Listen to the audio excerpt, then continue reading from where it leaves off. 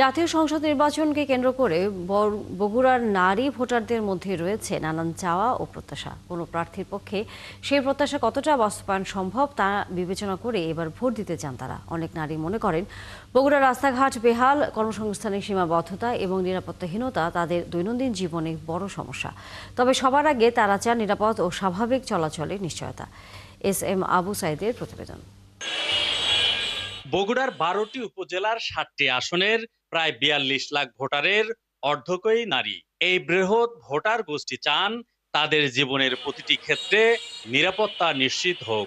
মাদ্রাসা, school, college এইগুলো যে দুর্নীতি চলে, এগুলো দুর্নীতি মুক্ত আমরা একটা সরকার চাই। আমরা চাইবো অবশ্যই সরকার এমন হোক যাতে আমরা নারীরা রাস্তাঘাটে চলাফেরা সঠিকভাবে করতে পারি, পড়াশোনার পাশাপাশি এমন কিছু করতে পারি যাতে আমাদের হেয় না করা হয়। ভালো ব্যক্তি কামনা করি, যে যে দল থেকে আসুক, যে জেলাতে থেকে আসুক। নারীরা যে কর্মস্থলে যায় তাদের নিরাপত্তা দরকার, মানে ভালো কোনো কাজের অভিজ্ঞতা দরকার, এরকম।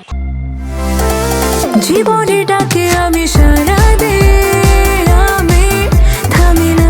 Freedom sanitary napkin. ফ্রিডম মানে স্বাধীনতা। ক্ষমতায় গিয়ে ব্যক্তিগত স্বার্থে ক্ষমতার অপব্যবহার করবেন এমন প্রার্থীকে ভোট দিবেন না বলে জানালেন বগুড়ার নারী ভোটাররা। তারা চান সৎ ও যোগ্য প্রার্থী, যিনি সন্ত্রাস, চুরি, ছিনতাই সহ নানা অপরাধ নিয়ন্ত্রণে রাখবেন। আমার যে সরকার আসবে আমাদের ভালো চাইবে, যে আমরা ভালো পজিশনে যাই, যে আমার বাচ্চা কাচ্চা ভালো চাকরি বাকরি পায়, সেই সরকারে আমরা চাই। বর্তমান পরিস্থিতি যেরকম দাঁড়িয়েছে তার পরিপ্রেক্ষিতে অবশ্যই একটা নিরাপদ হচ্ছে ক্যাম্পাস, নিরাপদ একটা জীবন বা আমাদের নিরাপদ দেশ, এটা আমাদের সবচাইতে বেশি প্রয়োজন। সবচেয়ে দরকার যে নারীদের নিরাপত্তা, যেটা মানে নারীরা একটা জায়গাতে সেফ ভাবে চলতে পারবে, সেফ ভাবে একটা জায়গাতে থাকতে পারবে, সেটা দরকার। শিক্ষার্থীরা জানিয়েছেন পড়াশোনা শেষে কর্মসংস্থান সৃষ্টি, কলেজ বিশ্ববিদ্যালয়ে ভালো শিক্ষার পরিবেশ, রাস্তাঘাটে নিরাপদ চলাচল এবং কর্মক্ষেত্রে নিরাপত্তাই তাদের প্রধান চাওয়া। কোন দল থেকে প্রার্থী আসছেন সেটি তাদের কাছে বড় বিষয় নয়। যোগ্য কেউ হলে তাকেই ভোট দিবেন তারা। আমরা যেন আমরা সুস্থভাবে রাস্তা চলতে পারি, আমাদের বাচ্চাদের নিয়ে যেত নিশ্চিন্তভাবে বাচ্চাদের স্কুলে দিতে পারি, এটাই আমাদের চাওয়া।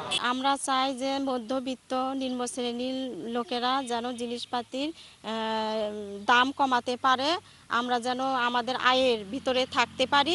বাজারে দ্রব্যমূল্যের ঊর্ধ্বগতি নিয়ন্ত্রণ, গরিব মানুষের জন্য সাশ্রয়ী জীবনযাত্রার ব্যবস্থা এবং সামগ্রিক অর্থনৈতিক স্থিতিশীলতা তাদের প্রধান দাবি। তারা মনে করেন শুধু নারীদের উন্নয়ন নয়, নারী পুরুষ সমানভাবে উন্নয়নের সুযোগ পাবেন এমন নেতৃত্বই দরকার। S M Abu Sayeed, ৭১, Bogura.